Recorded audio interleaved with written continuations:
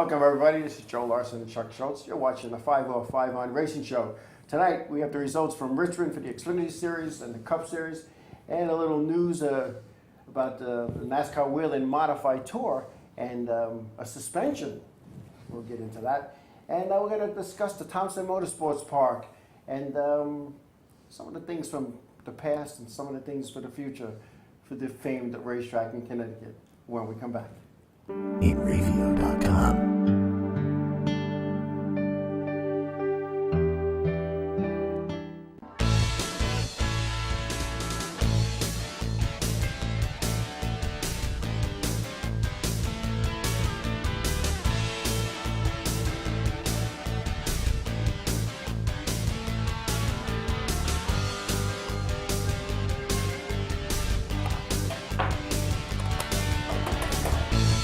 Load them up, Bill. Hey, welcome back, everybody.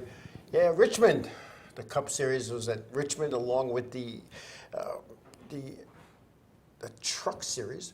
And I don't know who I've watched the race. It just was not, in my opinion, an exciting race. It just seemed like once they went on restarts, they just seemed to get in single file and go. And maybe right before the stage events came to a close, maybe there was a little bit of bumping and grinding to get those stage points, and the end was nice, the last 10 laps, or after that last caution. But it just was not an exciting race, in my opinion. But anyway, we'll start off with the truck results there at Richmond. When we look at the truck results, the truck race was okay.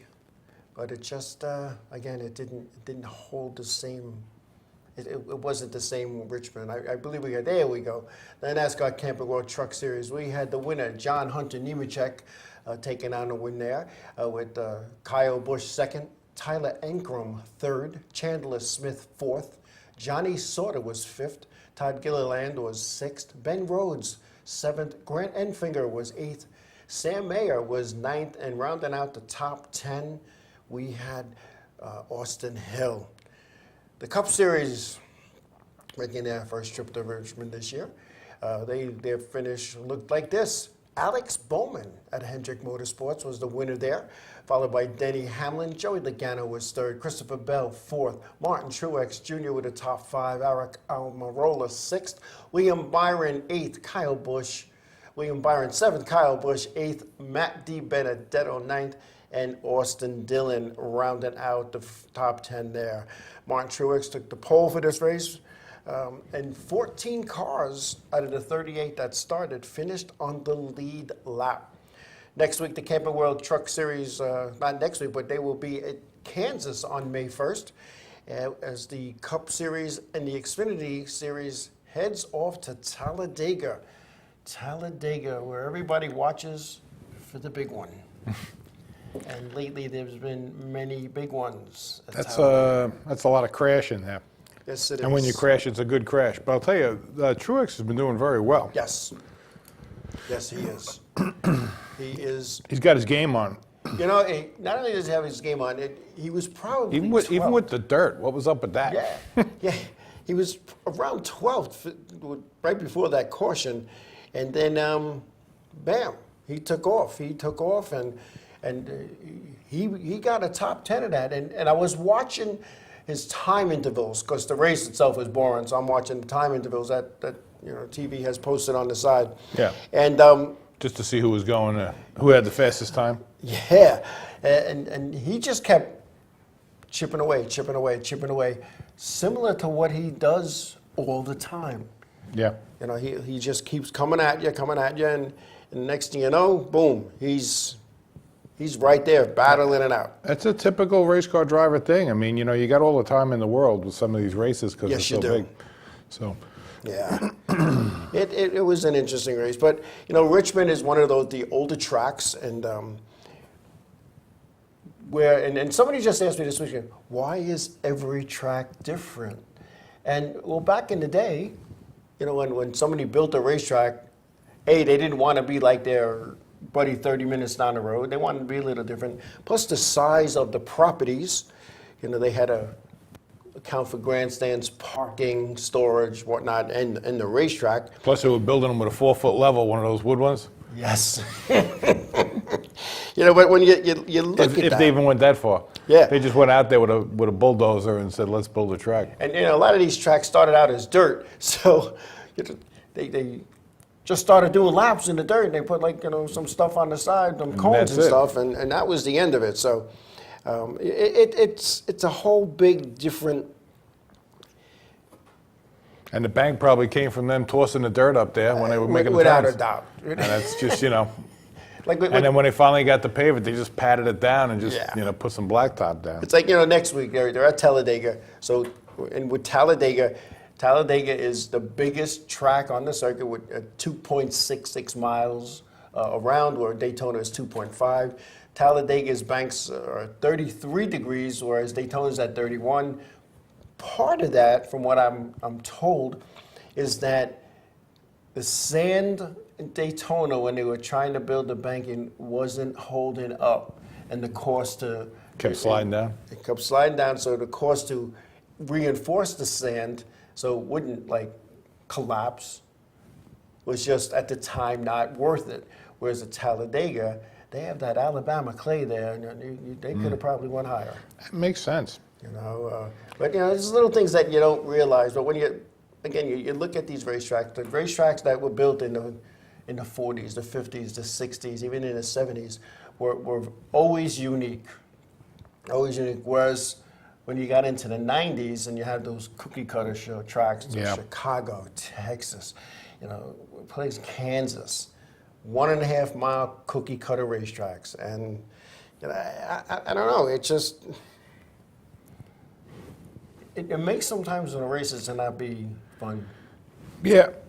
Well, they wind up going to these, these different tracks, and if it's the same race basically over and over again, it's tough. I mean, the competitors are tight. I mean, Right. the cars are tight. Right. I don't know how what do you do? I mean, it's pretty much, Different. different. Yeah. Different. And they are unique. But and the pit it's roads are changed over unique, the so- years. Every time they made a rule change, they brought the cars closer or further apart with what they were doing. So some of them were working together with others better, and some were working worse, and Right.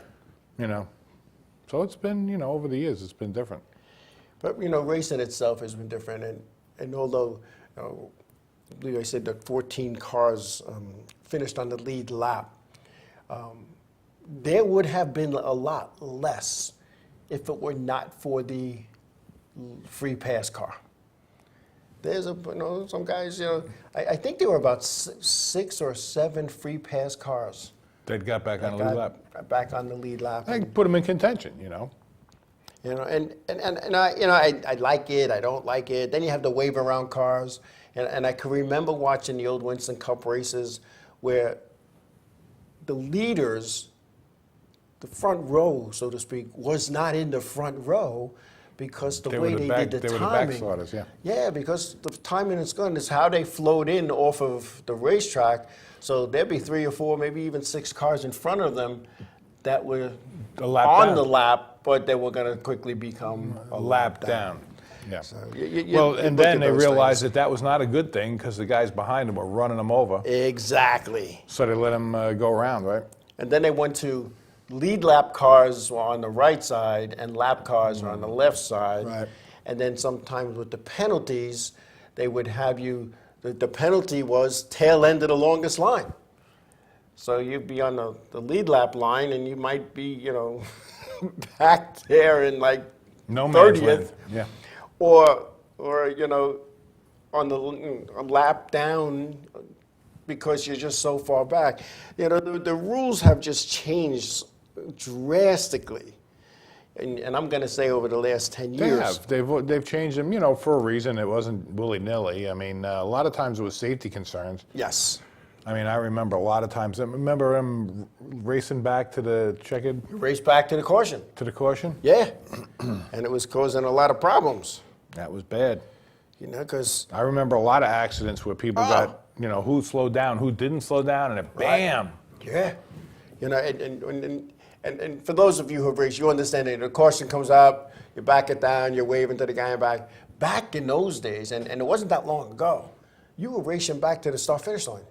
Yeah, but on a short track, you're waving to the guy behind you because really, where are you going to go? What are you going to get? But when you're on a track that size, you know, you can, hey, I could pick up a couple of spots, you know, Right. get this guy out from in front of me, you Yes. know. Yeah. Yeah, it was It's a big deal. I mean, you know, a the real whole- estate on a whole bigger different- track is worth a lot more money when you Yeah. think about it, you know. Yeah, definitely, For without you a to doubt. for you to be more in front of somebody else, you know. Yeah, but it just, I don't know. You and excuse me, I'm just trying to connect to people. You know, people think that, oh, why are you on this phone? You're supposed to be talking. When you look at that and you look at how it's come along over the ways, and it's just different. It's just totally different, and they don't let the cars race anymore with the aero packages and the motor packages and the restrictor plates and not restrictor plates. They just a lot of the drive of the car has been taken away from the driver. I wonder if this new Gen car is going to be different in that respect. I hope so. Because they're gonna, you know, they're gonna be adding and subtracting some other things. I mean, they're always working on this. I Yeah. mean, you know, they got that whole R&D center, right? You know, the R&D center, and I have had the opportunity to go to the R&D center and have some fun down there and see how they do things. And yes, they do have, they have a hill in the back that they'll drag a car to the top of the hill, put a crash test dummy on, and roll it down the hill, and have the response team, the rescue team, you know, get the crash test dummy out, and they practice on it. Were you the crash test dummy? No, well, you know what I did test though? I tested, and I'll call it the second generation Hans device, which for those who know, it's the head and neck restraint system, where your helmet is attached to your shoulders through a device that goes over your shoulders, and the belts go over that. And you couldn't do this with that one, and you couldn't turn your head. So the second generation one came out where you could turn your head with that, and the straps didn't get hung up. They actually, the new ones, they slid. So they put me on like a sled on an angle and just dropped me down and just slid down a sled, boom, and to see how much. And they measured with computers how much my head moved, and then can you turn your head? Yeah, okay. So I did that for a little while. I had a headache at the end of the day, but. The first guy, the guy with the first gen Hans device didn't make it, so they put you in it. No, he didn't make it. Yeah, he didn't make it. But when you look at that, you look at what they're testing on there, and there's a lot of stuff. And I was also down there too when they were building the track dryers that work with air. They were building those. I know those are pretty Zoftic. Oh man, and part of that had to do with the cost of jet fuel when you have the jet dryers, and a little bit had to do with the Juan Pablo thing bouncing into the jet dryer. Oh my and goodness, you remember that? exploding in Juan Pablo Montoya. Wow. You know, just I don't know where he was looking. You can't miss it, and it's whatever. But Wow. they Yeah. do a lot of stuff down at the R&D center, and it was for the longest time I shouldn't say old, retired drivers who, You got it right the first time. built them, drove them, wrecked them, repaired them. I mean, guys who know, guys who are in the Indy, and you have like, there aren't too many Ryan Newmans racing in NASCAR that have a degree in engineering. Yeah, right. And you need that. You need people who we call them at UPS, we call them user reps. You want to talk to the guy who's using it, the guy that's in it, the guy who's driving it. Talk to these The guy in the guys. trenches, yeah. You know, because that's the guy that knows. That's the guy that's using it all the time. He's going to give you the, you know, what's the best way to go about that. Best way to go about it. And when you look at some of these things, when you look at some of the innovations, you said it earlier, because something happened. There was a wreck. They fixed something. It's in response to. Right. Yeah. They put Well, the bar in the windshield of the Cup cars because Dale Earnhardt Sr., the late Dale Earnhardt Sr., lost the wheel and it went through the windshield, and that could have been catastrophic. The brain bar, the window brain bar, bar, the little this tiny, the Earnhardt bar that's on the side there. Yeah. You know, in the modifieds, the 7B bar, there's one bar here, and then a few years ago, they added a second bar because that was the 7A bar, this was the 7B. Every bar, if you look at a blueprint of a roll cage, has a number. That's bar 1, that's bar 2. And that was the 7B bar, and it helped.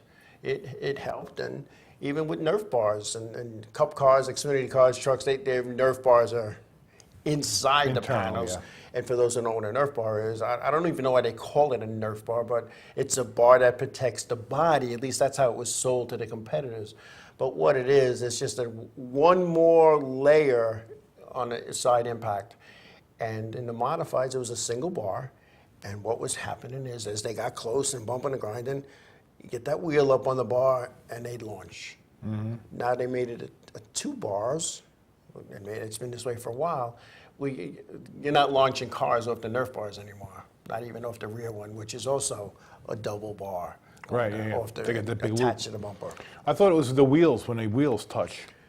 Well, the wheels were touching, but what was happening, and that does send them for a launch, but the Nerf bar, the wheels, the tires cannot extend past the Nerf bar. They would drive up. Right, yeah.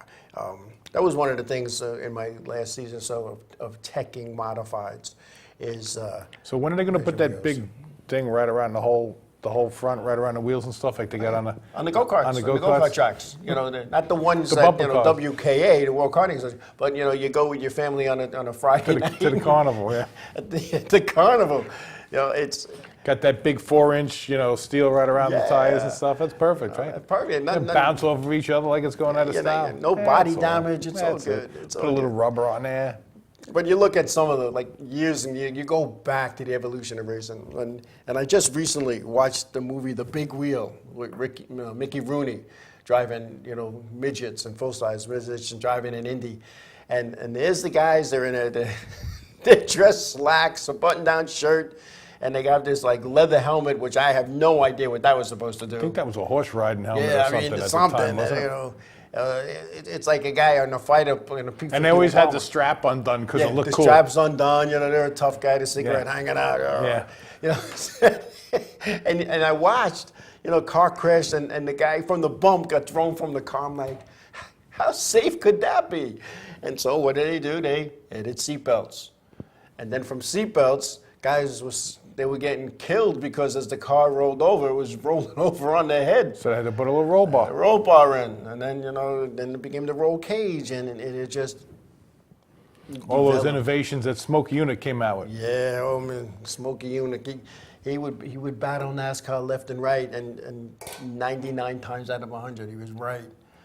He was right. He was reading between the lines. No, there was a driver that came in to me years ago, and he handed me a page out of Ruby. He goes, "How many lines do you see on this page?" I said, 24. Yeah, I see 48. Well, like this, hey, you need my glasses? Because you got to read between the lines. That's where I'm going to beat you. So and I went to the last page. All rule interpretations are at the discretion of the official in charge. I said, "You're never going to beat me." But only one driver in all my years got me. Him and his brother, the late Joe Biondolillo Jr. and his brother Andrew. Looking over a rule. I'm telling them they can't run that part. It's not factory stock. His brother gets the rule back. And very, very professional, very polite. He's reading. And it says, but Joe, it says, like you just said, all parts must be factory stock. Right, so what are we having this discussion for? He goes, well, this part was made in the factory, and when I called up, they had it in stock. He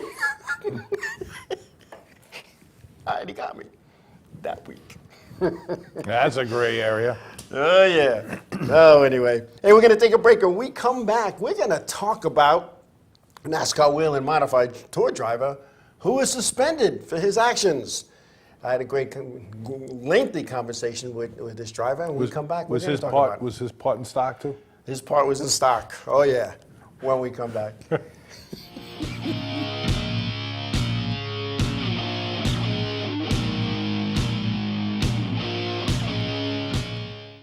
Village Music Shop of Mastic. 1-800-HEY-DUDE, your full-service store with personalized attention, school band instrument rentals and sales, music instruction on all instruments for all styles and age groups, for guitars, drums, amplifiers, PA systems, and accessories. It's Village Music Shop, 1495 Montauk Highway in Mastic. Call 1-800-HEY-DUDE or go to villagemusicshop.com. Hey, what's Set It Up. I was going to say what's up for some reason. Hey, we're Set It Up, and you're watching the Inravio TV network. Hi there, this is Buddy from Less Than Jake, and you are listening to Inravio TV. You're probably watching it too.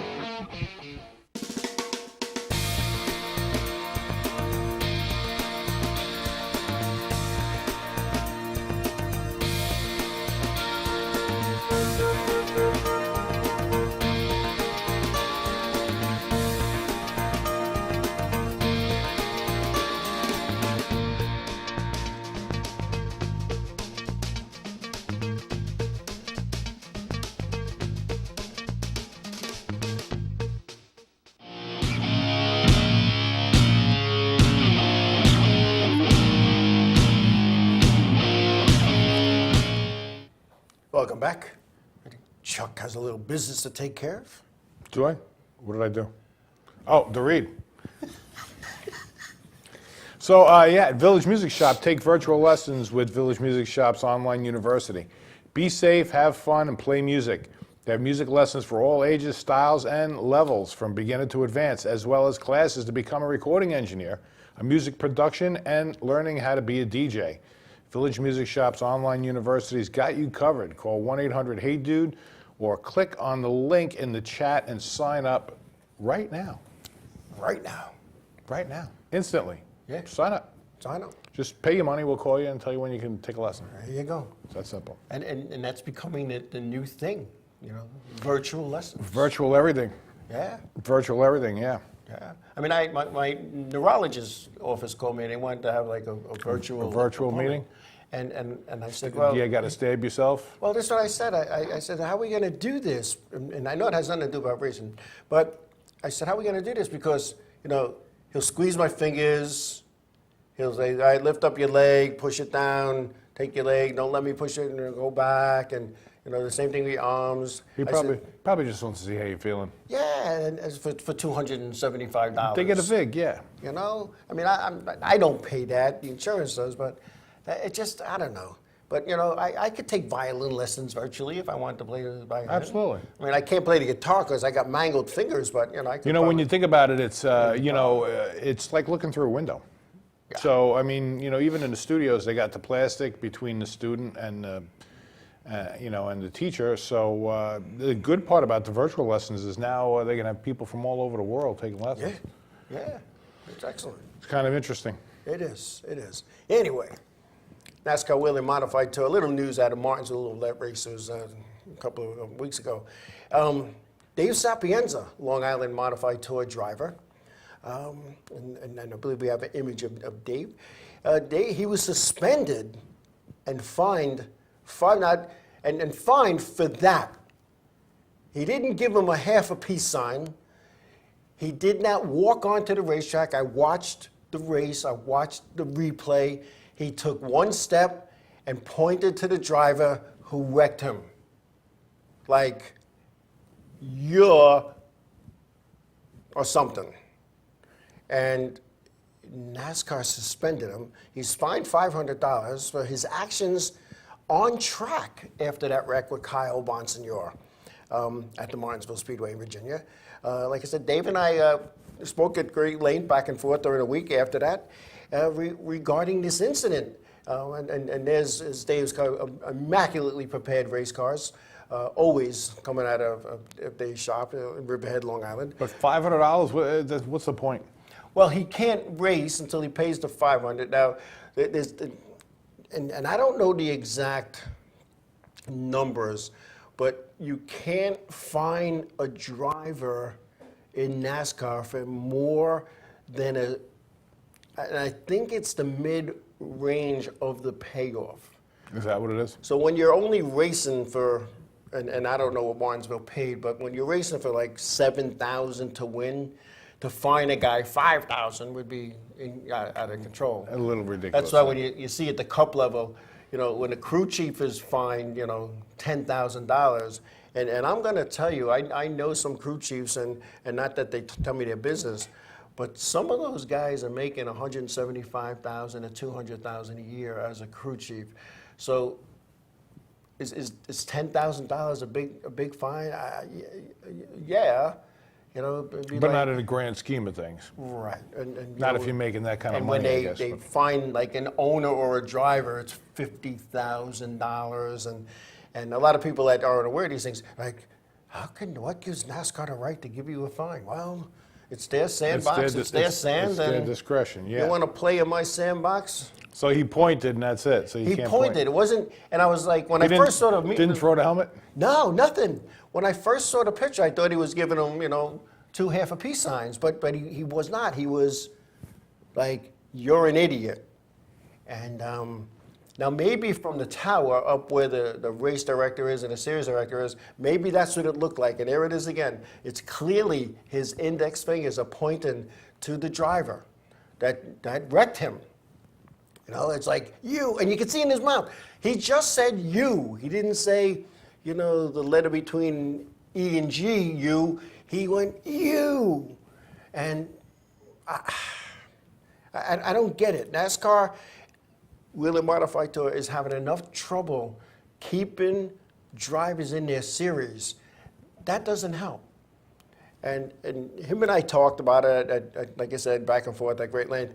And not that I'm going to be like the union rep drivers. I told them to appeal it.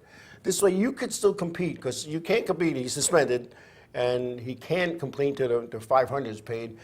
But if you appeal it, you can race until the appeal is heard. And then the appeal group, it's a 3-member panel. And the person who instituted the fine is on there, and then there's 2 other people. And then they have witnesses come in, and I've been to a lot of those where I find or suspended somebody, and you sit there one day we sat there for a whole day at this hearing, because who had witnesses and who's saying this, and it was just like going to court. You can't, if you and I are witnesses, we can't go in together. Is Judge Judy there? Oh man, worse. And then if you lose there, you're entitled to a national appeal. It's a one-man, and he's not going to overturn his partners, So it's just fruitless. But it buys you time, and I don't know. Yeah, well, $500 is not the end of the world. No, it's not. But you know what? Sometimes it's the principle. Well, that's what I was going to say. No, there's other the principle drivers. of it normally gets you in the butt. Yeah, there's other drivers in this series who have done worse. Like That's you what said. I'm thinking. It's as you're saying. Thrown It's running helmets. through my head. There's the security guy, the safety people, and they're breaking through and they're going after the guy into the Chase them racetrack. down. And it just happened in what, the Cup Series? In the Cup Series. Not that long ago. Yeah, and the Xfinity Series. So, are they trying to set an example here? Probably. To some extent. They're but, not going to tolerate it, right? Dave, and like I said, I've known Dave a long time. Dave has been the whipping boy of the NASCAR Wheeler Modified Tour, because there always has to be one whipping boy. He's the guy. There's nothing he could do right. He keeps getting pounded by the officials, and it's just, again, I watched that video over and over again. When I watched it on TV, I had it on my phone. I'm freeze. What did I miss? Because I was in that series for 14, 15 years as an official. And I've seen worse than that, worse. And nobody was fined or suspended. Did they get called in the office? Yeah. Did they get spoken to harshly? Yeah. But I can recall, and I believe it was at South Boston, 2 drivers had a pushing and shoving match. Nothing happened. Nothing. Another driver ran down pit road because he got towed in, and you have to take the ride in the bus and the ambulance. He refused to get in because he waited for the other guy to be towed, and he ran over to them. kicking and screaming, pushing and shoving. Nothing happened to that guy. And it's the same people in the tower. The series director is still Jimmy Wilson, and the race director is still Brian. And so it wasn't like, well, they were different, like when Ed Cox and I did it. Ed Cox and I, we never fined or suspended somebody. Never. We sat them down, and if it involved other people, we brought them into the office and we talked it out so it didn't carry over to next week or the next race. Weekly racing series is a whole different thing, at least back in the day when you had, 30, 40 cars in each division. You could afford to send a guy home. But now you're not getting full fields in places, and you don't suspend people. And is this $500 going to hurt Dave's pocket? No. Is this $500 going to help NASCAR? No. No. There's only one thing that's going to do is just upset somebody. Exactly. And it leaves a bad taste in the mouth. Bring the guy in the office and the hauler, chew him out. Get his version. And here's the thing, and I've said this before. You have two guys up in the tower making decisions who never drove race cars, who don't know what it's like to spend tens of thousands of dollars to prepare a race car, an immaculately paired race car, and to be wrecked by, and I'm going to say a dumb move, and to be wrecked.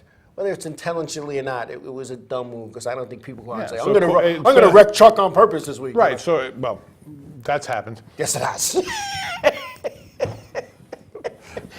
We won't get into that. No, not this week. But I mean, still, you got, what about the damage to his car? Yeah. So his damaged car, he's out, and he's got to pay $500. Yeah. And not for nothing, but professional sports, I mean, look at baseball and even basketball, some of these scuffles that they have on the field and the courts, they're worse than him pointing the finger at the guy and going, Yeah. I saw you, it's you. Yeah, it wasn't like he was going, I got you next time, Well, either way, I mean, still, what's wrong with that? But I saw you. Yeah.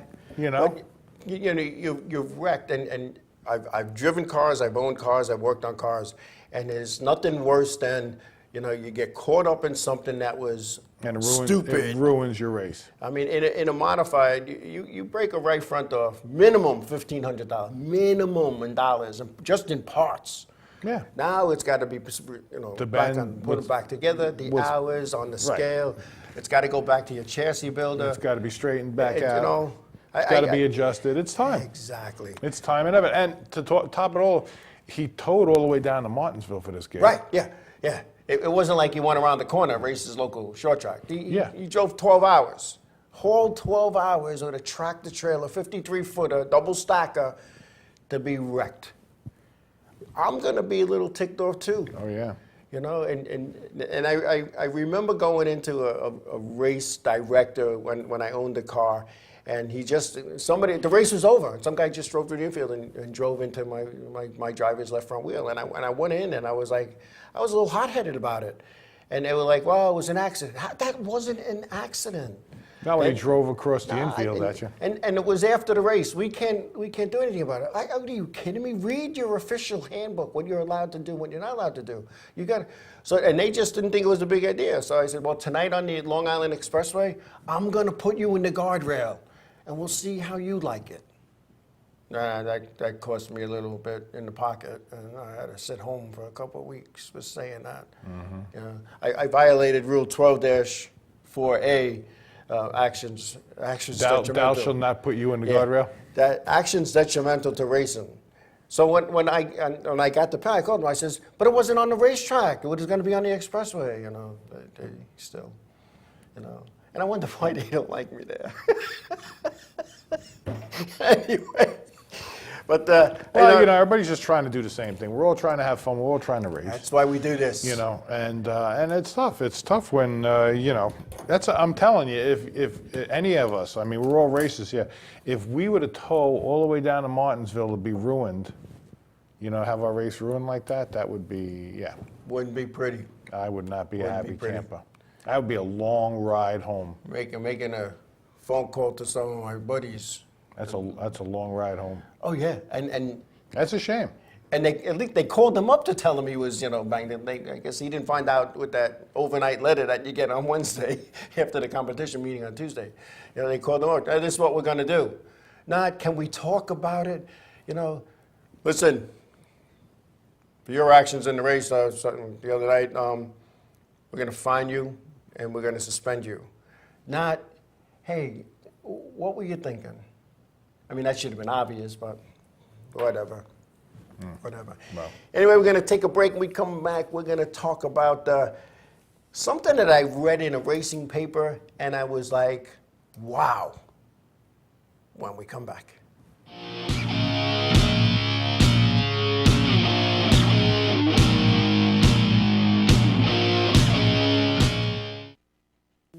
Hey guys, this is Jibs from Ocean's 8, Alaska, and you're watching Inravio TV Network. The world of advertising has changed. Radio, TV, and newspaper revenues have declined drastically. Why? Because businesses have realized that advertising return on investment isn't what it used to be. So what can we do about it? Well, that's easy. Advertise online. Own a local restaurant, real estate agency, or even a national retail chain? Whatever your business, Inravio can get your message out there. And we can do it at a fraction of the cost. Call today and see the difference for yourself. This isn't TV. This isn't radio. This is Inravio.com. Hi, I'm Remington.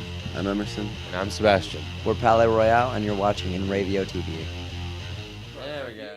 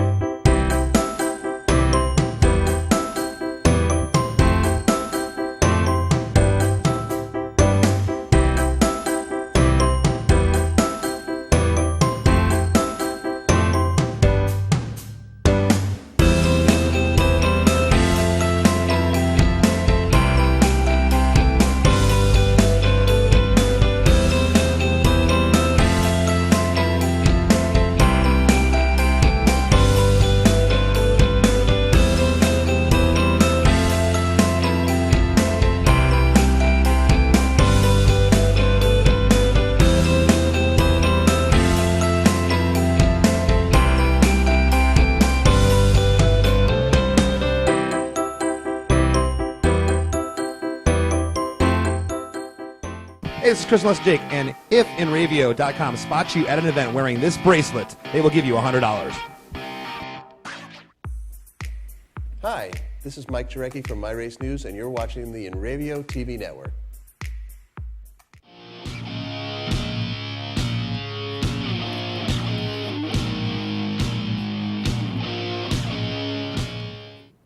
Welcome back, everybody. I get the area auto racing news. The Oreo? Oreo, yeah. Let me try it again. You get the area auto racing. You get the Oreos or the Hydroxes? What do you get there? And I get it, and I don't want to say read it cover to cover because some of the dirt stuff I'm not, and I know I'm going to get beat up for this. It just doesn't excite me, But however, it's like. The PR directors from those racetracks have columns. And maybe every track should have a column, but they don't. But anyway, so Brian Danko, who writes for Area Auto News and also has a radio show up in Connecticut about racing, there was an article in the Area Auto Racing News this past week by Brian Danko where it's about NASCAR modifieds. And he discussed this year's Thompson Motorsports Park in Connecticut, the Thompson Icebreaker. Now, when Donald Honig owned the racetrack and ran the racetrack, he always insisted that was the first race on the modified tour schedule. And it was for years and years and years and years. And he's up in age and it was time to move on, so he turned the track over to his son and his grandson.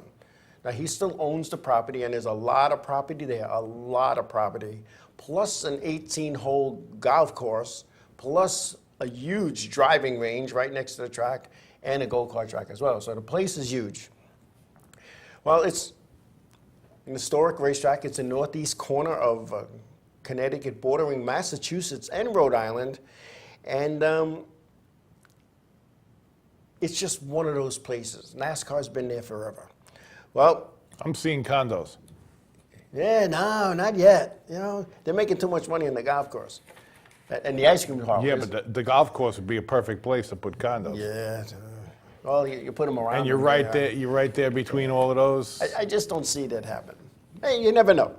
So recently, the Thompson, like I said, held its annual icebreaker, and everything was pretty much the same as Brian Danko stated, as in the past. You know, multiple divisions, including modifieds, as the premier division. The only difference, the modified feature was not run under a NASCAR banner.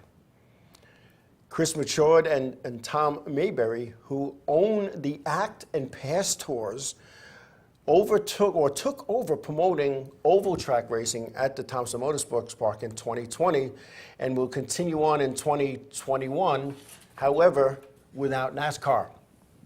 Now, Thompson has always been part of the NASCAR Whelen Modified Tour, dating back to the first tour race in March of 1985, some 35 years ago. Thompson has hosted more modified tour events than any other track in the tour's history. Surprisingly, the 2021 Thompson schedule will have modifieds, but they are going to be called open competition modifieds, and events will be back at the Thompson Motorsports Park, including the Thompson 300 for the modifieds, which will be held in October as part of the World Series of Motor Racing. The modified feature will pay $20,000 to win, with the lap leader of each lap getting and pocketing $50. So if the guy starts on the pole, leads one lap, leads the other 299 taking the checker flag, that's a $35,000 payday. Now, when the modified tour ran that event and any other event at Thompson, the payoff to win was between $6,000 and $7,500. And you look back, you know, here we have the icebreaker is a big one, the World Series a big one, and they're paying off the same amount as all the other tracks, except for New Hampshire or Bristol. It's I don't know. Now, Machado and Mayberry claimed that they were crunching the numbers with NASCAR. I was just going to say, it's a numbers game is what it is. It just wasn't feasible. It wasn't make sense. You know, it just wasn't feasible. It was, you know, they're not operating the racetrack to break even. They were operating or promoting these races on the oval to make a profit. Yep. So, and you know, with that being said, they could pay more money to win to the drivers who are putting in the time and the effort, and not have to pay the sanctioning fees to NASCAR. Right. It's a win. It's a win-win for everybody. And pay into the point fund and all this other stuff that's behind the scenes. So for the first time in Thompson's 60-year history, NASCAR is gone. Now, Donald Honig took over the track from his dad, John, way back, and before we were even born. And his Don age, he gave, like I said earlier, the track to his son, DR, and then his grandson, Jonathan. And what they did is they installed a road course. And they built garages, and all the tour modified guys think, wow, look what they did for us. No, that was for the road course car people. The tour people just got to use it. And the garages are beautiful. It's like, I watched that movie, Ford vs. Ferrari. It was like the same type of garage that they had in that movie. I know, I saw it was big, it was huge. It's huge. Now, this is the second track to shun NASCAR after years and years and years. As we all know, the Stafford Motor Speedway in Stafford Springs, Connecticut, totally went out of NASCAR, totally. They are not sanctioned under NASCAR for 2021, and I don't see NASCAR ever going back there. You know, the Arute family was very, NASCAR put a bad taste in their mouth. And I was around for some of the meetings, and I can remember one day Mark Arute was having it out with NASCAR. We were in a meeting, And Mark Arute pounded the table and said, there'll never be another NASCAR tour race at this track while my family owns it, over NASCAR greed. And that's all it was. Now, I'm going to say it was around 2005, 6. I was in a meeting with the series director, Ed Cox, and Jimmy Hunter, who was in charge of all this touring series, and myself, and we're just sitting there having a talk about next year. And Jimmy Hunter and he always had these sweater vests on. It was really nice, and he was he dressed impeccably. He folded his arms and he said, "How strong do you think this series is?" Both Ed and I are, we're getting 40, 50 cars every event. We're sending more cars home at the short tracks that are coming. We're doing good. Jimmy Hunter said, half your races are at Stafford and Thompson. You lose those guys, you're done. And I hate to say this, is the NASCAR Whelen Modified Tour is struggling. It's struggling to put cars on the track. There's a lot of other touring series in the modifieds that pay more, charge less, one-day shows, get in the morning, tech, practice, qualify, race. That night, go home. Well, you have some of these NASCAR Whelen Modified touring events. You get there Friday and you tech. Saturday, you practice in the morning, time trial in the afternoon. Sunday, you practice in the morning, race that afternoon or that night. And even the midweek shows, these are working guys. Yeah. They got to take off, and they're It's not cost- taking off it's just costing- that day. They're taking off for several days. Yeah, the night before, And then because they got to get there. They got to get there. They got to tow You in. They race got to till tow 9, out. 10, your race starts at 9, you're out done at 11. That's Now, a lot. You're not driving back to North Carolina. Not doing that. No. And then all the equipment that's necessary, your pit personnel have to have the fire suits, the helmets, the gloves, the shoes. But those guys that are helping you out too, they got to be able to take that time away from their job. Yeah, I mean, So are you helping them out because they're losing money? They got the wife and kids and whatever to support, you know. it's It's not an easy task. I mean, racing is not a, no. it's a rich man's sport for sure. Oh, without a doubt. And you look at that, and you look at that, it just. See, we look at it from a stock car perspective, Right. which is expensive enough as it is. But then, you talked about the road course that they're building there at Thompson. And It's built, yeah. Yeah, and when I was doing helping out a friend who had a road course series, he had a GT class, which was basically any car you wanted to bring, any street car, if you want to call it a street car. But there were race-built Ferraris there. Yeah. I mean, some of these cars were $500,000. Yeah. And he's like, hey, why don't you bring your car and take it out there? So I built a road course car to take out there. Could you imagine? I mean, these guys are out there. If I would have taken out a $500,000 Ferrari, where I'm out there with, they're all street cars for the most part. They're, but they're, Le Mans cars. You're talking Ferraris, you're talking Vets, you're talking BMWs, all of these guys. I know that the modifieds up there, and most of the stock cars are up there as well, $200,000. Yeah. But you're talking about cars that could be $500,000 out there. Oh, yeah. Oh, easy. And what Diaz doing with his son Jonathan, Donald's grandson and son, they don't even promote events on the road course. The clubs are coming in. They rent the track. And then they bring their people. That's exactly what this was. This was a club, and they had their own road course, and they would rent Pocono Racetrack. They'd rent Pocono Racetrack over Labor Day weekend. It was a 3-day weekend. They'd rent the track for 3 days, and these guys would come in there. They had the Formula Fords, they had the GT class, and they would come in there, and they'd run them all day long. And on that end of the coin, where you add up how much seat time you have in a stock car.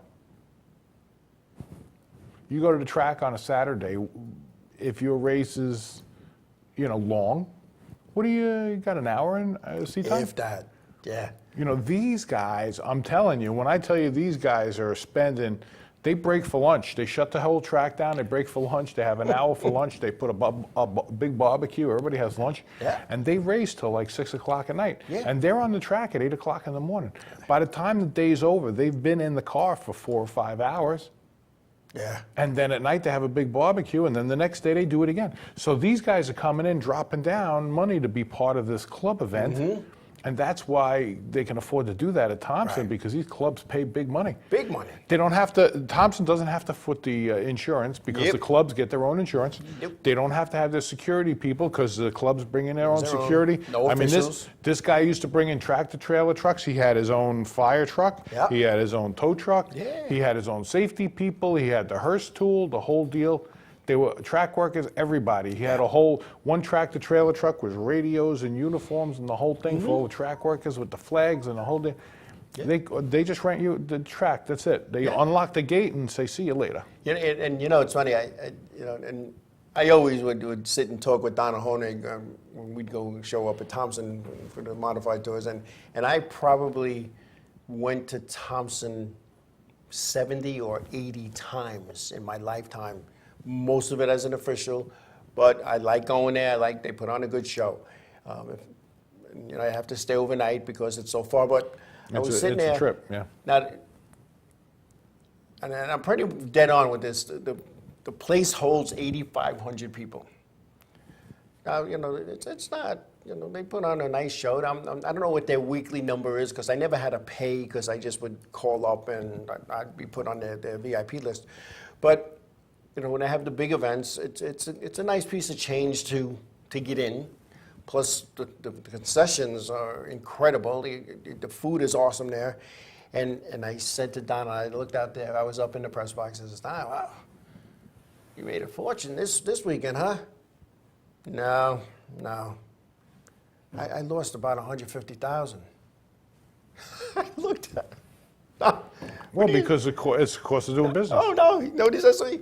He goes, yeah, I lost about $150,000. I was looking to make $475, but I only made $325. So I lost my shirt today. Is that $325? The thousands. I'm like, holy cow. He says, look, there's a lot of coats, a lot of big coats, because they don't have seats. It's just a bleacher. A lot of big coats. Look at that lady's coat. Her and the coat take up 2 seats. I'm like, oh my God. But that's the way business people think. Yeah, it's a business plan. That's exactly what it is. I plan to make X. If I don't make X, I lost. And so. And when you think about it, we're drivers. We know what NASCAR is. And Yep. There's a lot of fans that know that too. But you put up a billboard on the highway, the NASCAR modifieds, right? Next year you put up, the NASCAR modified 300, and then the next year the NASCAR's not there. It says the modified 300. People don't recognize the NASCAR's not there. They don't care one way or the other. Hey, the modifieds are going to be there. Let's go check it out. Yeah. And that's the truth of it. Yeah. It's not, originally the idea of it is that it would be a draw, and these are like the top-notch guys, Exactly. and blah blah blah. But they just see the modified, and that's what draws them in. It's funny you said it because it just rang a bell in my head. And years ago, and I was only on the tour a couple of years, and we had a race upstate New York, and for the longest time it was the Featherlight modified tour. Well, Featherlight's out, Wheelin's in there, first year in. Wheelin plastered this town that reminded me of Mayberry, because it was way up in the hills there. Wheelin modified tour, Wheelin modified, everywhere, their logo, everywhere. Every store had a sign, anywhere they could stick something in the ground. We get to the track, we're having our race, and sometimes these places, it's slow for them to get in. People work, and all of a sudden it's race time, and you're looking in the grandstand. There's nobody there. It's empty. Handful of people, and there was no COVID back then. And one guy was saying, we were talking to one guy, and he goes, yeah, everybody wanted to see the Featherlight modifieds. What's this Wheelin modified?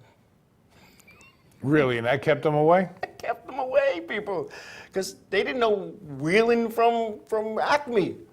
They just, okay, But they want to brand the series. NASCAR's getting a VIG for that. Right? Exactly. And and Wheelin did what they had to do, and I think that first year a lot of their advertising should have said, and I'm not an advertising guru, but it should have said former Featherlight Modified Tour. Yeah, they weren't going to do that because that's free advertising. Yeah. The part of the problem with that is it should say the modified tour presented by. Right. That's why next year when it's presented by somebody else, it's just presented by. And now we never went back to that racetrack, but But they get bigger money by saying it's the Whelen Modified Tour. Right, exactly. And Whelan's going to be around for a long time, and even with the passing of Phil Kurz and who put this together with the late Jimmy Hunter, NASCAR is making money on this series.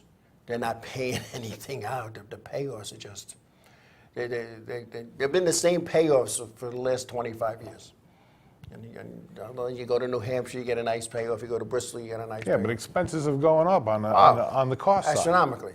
For the owners and the drivers. You know, so and you know, there's no more open trailers. The last open trailer that showed up at a modified tour race was, you know, the late Wade Cole, and now everybody has the double stackers. Who's bringing 2 cars? And you know, it's not the same. They're dragging a house on wheels. Yeah.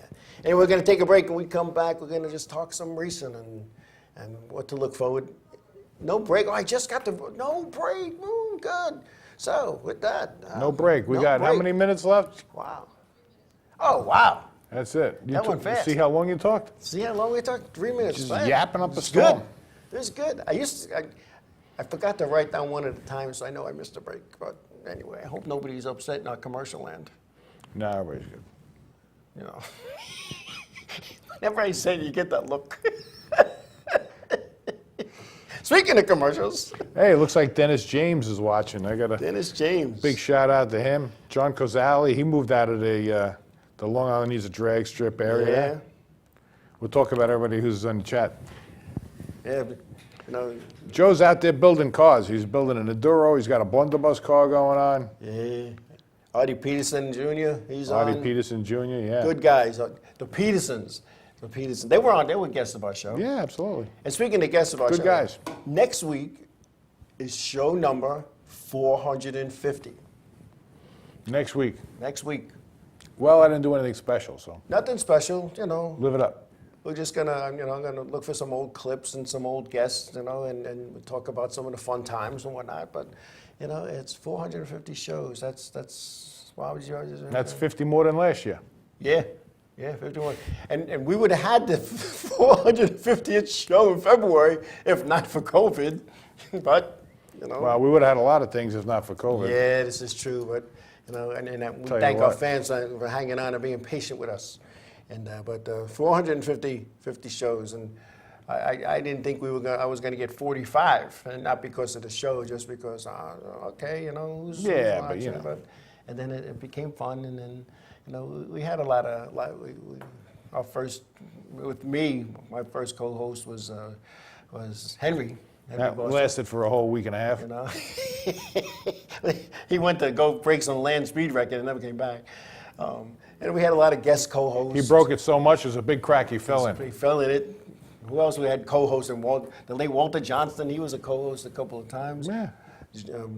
Michael Jaw Ricky, he was a co-host. And even my daughter Jessica co-hosted the show as a guest co-host once. So Yeah. So we were just talking about the other day and how. And I know I'm going to go over now because I gotta tell the story. 9 years, right? Yeah, she came on, and she was going to do at the time the nationwide results, and I did the coverage. All right, when we come back, Jessica will have the nationwide results. So we go to break, and the music's playing. She goes, Dad, I said it's real easy.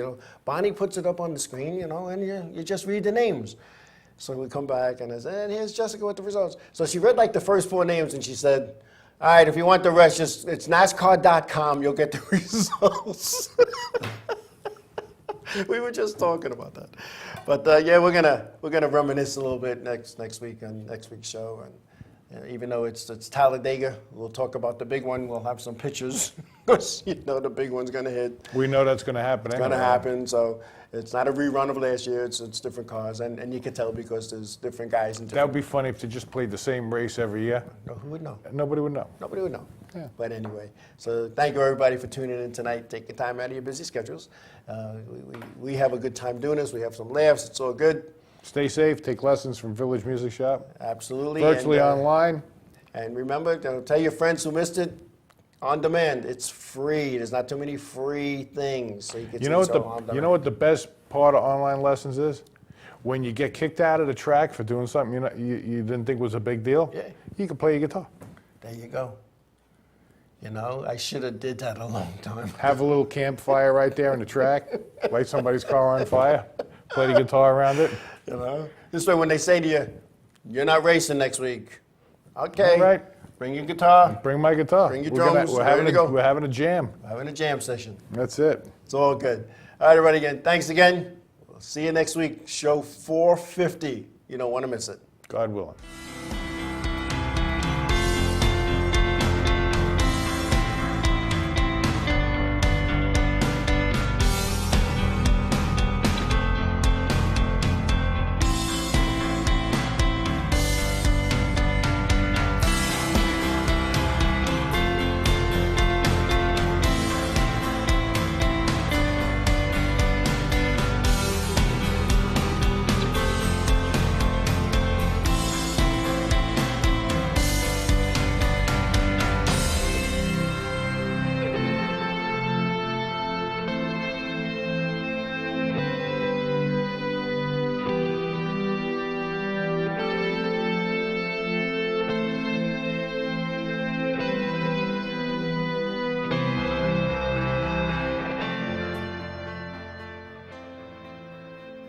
Inravio.com.